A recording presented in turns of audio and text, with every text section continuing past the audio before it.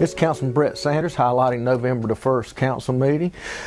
Tonight, I don't want to sound repetitive, but there was a lot of third readings, but I'm just going to try to sum it up in a nutshell. And some of the companies and things in the past went in on third reading, which was millions of dollars being invested in Anderson County and lots of jobs being created, new jobs, plus we had an expansion of one, which we had a resolution for Flexon, and they're a local company here expanding 200,000 square feet.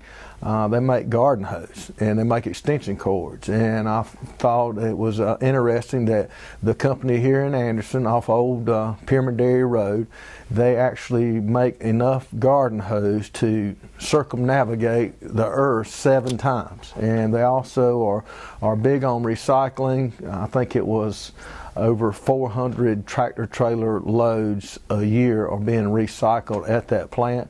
So Flexon Industries and USW Cable and Wire, we make a garden hose, or hose pipe they're called here in the South, and we make extension cords. They've been in business for over 65 years. Well, I think it's important that most of our garden hoses are recyclable, and we're not putting PVC back into the landfill. I think Flexon Industries and Anderson County have a good working relationship. So I'd just like to congratulate them on their expansion, and I hope and pray for them to have continue to prosper here in Anderson County. We also had tonight, we actually had several companies present to us, architect firms, on the construction of the new corrections facility. I think everyone knows now, I think I mentioned it in the last meeting, Mosley Architect Group had gotten the contract, or won the bid, and tonight we decided and chose to go with them along with what they have proposed. They have been in business over 50 years, done 390 something projects in South Carolina, and when I say projects, I mean substantial projects, not a garage addition or something like that. They have built jails in Georgetown. They built the Pickens jail. I think there was something in Charleston County, Berkeley County, Dorchester County. So they are very qualified, and they have actually a design, bid, build process. And during this process, they're going to pre-qualify bidders. So it's not to, I don't want to say disqualify certain bidders, but it's on a project of this scale. I think the pre-qualification will allow us and them to have a qualified builder on a project of this scale. I don't want to sound negative, but it's not your mom and pop house builder that decides, hey, I'm going to bid on a $55 million corrections facility. So I think it was a great choice going with Mosley. They had several people present. Everyone did an excellent job, but with Mosley's reputation and pretty much building correction facilities is in their wheelhouse. They understand state regulations, federal regulations.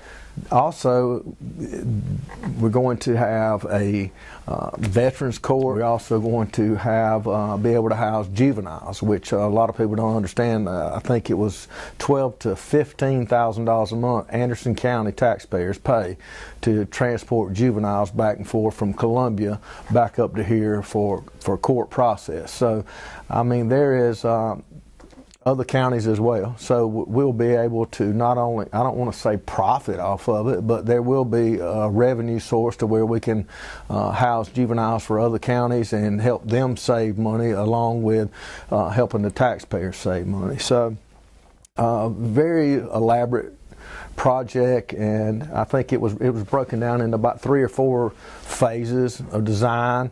I think the first phase was primarily just getting your site preparation or site architect or engineering stuff. That was about a 4-month process. There was a 4-month process on the material selection, permitting, and getting everything pre-qualified or getting everything ready to go out to bid was about a 6-month deal. And once all that's done, it will go out to pre-qualified bidders, and after that I think we're looking at around a 24-month, I think was what they were saying, build time. So it's not going to happen overnight. As you know, our jail's 60, 70 years old. It's a process that or a product that we have needed in the county for years. It's a tough pill to swallow, but it is the safety of our officers and our staff, and that's first and foremost. The liability, the taxpayers, of the liability issues of someone getting hurt or something negative happening out there at our facility now. It's also planned. I mean, this is it wasn't an overnight decision. We've been kicking this can down the road for years, way before I got on council, before I even thought about council. And I think it's going to allow us to plan also for the future too, and allow this the design process that we're looking at will allow us to do more of an indirect type supervision, which means less officers per number of inmates. Plus, it also is designed in like a pod system, and we can have what we need now, but it also has the ability to expand in the future relatively, I don't want to say easy, but it's easier than having to tear a wall out and go back to the drawing board. Also, when I sat down with Mosley, and there were some questions asked, and I wanted to make sure that as we're doing this, we're thinking about the future, with the infrastructure, the size sewer line, the size water line, and think about, the electrical and things.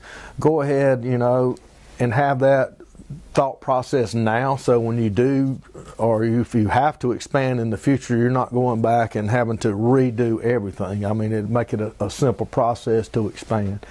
And again, we have, like I said, I call it the drug court, veterans court. We have a big problem with recidivism, and a lot of it stems from mental health issues. So the mental health court and the veterans court thing, I think that's going to cut down on a lot of the recidivism and the inmates that they keep seeing over and over. So hopefully it'll be able to get some people the help that they need, and do it in a timely fashion through the court system there at the facility. Tonight I'd like to give a thanks out to Steve Newton. Mr. Newton does about everything, but primary function that I see is in the grant writing process. He and our administrator, Mr. Burns, our staff here, and I think Mr. Newton in the last several weeks has gotten millions of dollars in grants. And then I just got an email tonight, or before council meeting today, he got us a $350,000 grant for the mental health and veterans court that we mentioned earlier.